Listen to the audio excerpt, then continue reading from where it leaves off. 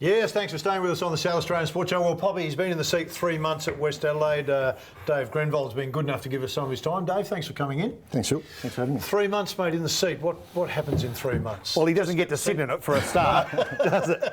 Look, good question. A lot, Yeah, basically, in a word. Look, I've been there 3 months, getting a good look at the place. It's really interesting. I mean, West Adelaide, have had some challenges in the past. Previous board and some who are still board members and management have done an amazing job over the last couple of years to restructure some things and get the club in a really good position to go forward, basically. SNFL quality player, AFL premiership player, spent some time at GWS. It seems a perfect branding for the progression now through the ranks, and probably an AFL career beckons, but it's a challenging time at SNFL level. People think that you walk into the job and there's not much to do. I'd say there's a fair bit to do. Look, like any role, like amateur league or whatever. Yes, the AFL does take a lot of oxygen and does take a lot of the attention. So any tier 2, tier 3 competition has to fight pretty hard. But I'm still, look, as you say, I'm a product of the SNFL. So part of the reason for taking the role, I think there's, I think footy's in really good shape in South Australia. The AFL are expanding it into northern markets and frontier markets, so the level of interest and sort of participation will keep growing. So look, yes, a lot of challenges at SANFL land and for club land, but I reckon the product stacks up really well.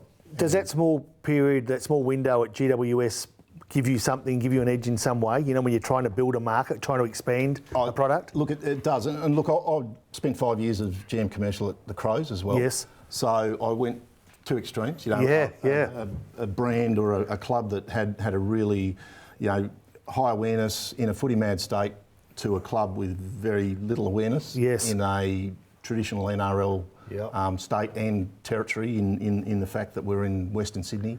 And that's NRL heartland. It does, Poppy. It holds me in good stead to overcome those challenges of growing crowds, growing membership, growing sponsorship in a league or in a competition where the AFL takes a lot of the spotlight. I think things changed from when you played footy, and the game continues to evolve. Obviously, the women have come in now to the AFLW. Women at Westies. How's the women's program sitting at Westies? Yeah, Phil, really, and that was again part of one of the reasons that I sat up and took notice of the role 6 or 8 months ago when they were talking to me. I sat on the exec at the Giants where we bid for one of the 8 licences in the AFL Women's. Mm-hmm. So commercialised that asset over a pretty short space of time.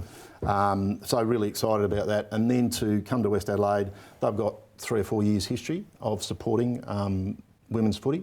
They've had a team in the SORFL or a team been aligned with a team in the SORFL that have worn our colours, used our facilities, and we've supported, and they've been great for us as well. The SANFL now moved into that space pretty quickly alongside the AFL, and we were one of the 4 teams that had a team in this year's pilot competition, and that will expand. The SANFL look to expand that next year. Mate, I've got no doubt we all sat back in amazement of how quickly the women's game was embraced, and we see from that, I know in our sport in basketball, and I'm hearing from the netball coaches that the women are all gravitating to footy. Has there been an influx, or is it too early to tell yet at Westies whether there's been a bigger influx of women coming to want to play footy? Yeah, definitely more interest, Phil. And the interesting thing about that is the AFL is always a leader and a first mover. I reckon they were second or third in the women's space. Yeah. So cricket had a jump on them. Basketball's always had a women's competition, a pretty buoyant women's competition, and even the NRL. They had a pretty sound women's competition. So the AFL weren't the early movers, but certainly when the AFL does anything, they do it big, they do it well. You wouldn't mind their budget to work with at the footy club? Correct. That creates that awareness, that creates that excitement, the hype, and all that sort of stuff. And it only goes to show, though, that there was a latent demand, or there's a level of interest from women and girls in that space anyway. So to give them an opportunity all power. It's fantastic.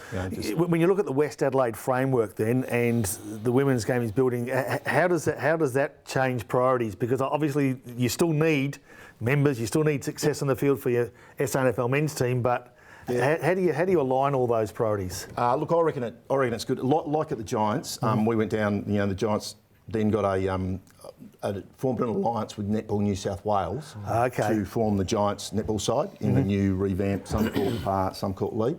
So what it does is it makes us more diverse, I think. Yeah, okay. I think, and we broaden our appeal, we broaden our interest, we broaden people coming to our facility to just have a look at it, use it, and get an understanding of what we do and the role we play in community footy and community sport and things like that. So I think it'll be fantastic. I think it'll grow our membership. Yes. I reckon it'll add attendance to us and add to the interest of footy and sport. Mate, last week was a difficult time at the club. Mark Mickan came out on the front foot with his announcement that he had Parkinson's disease, which he's been kept quiet for a period of time. How's that been around the club? How's the reaction to that been? Yeah, look, it speaks volumes of the quality person he is. I mean, he's managed this or he's known about it for 8 or 9 months.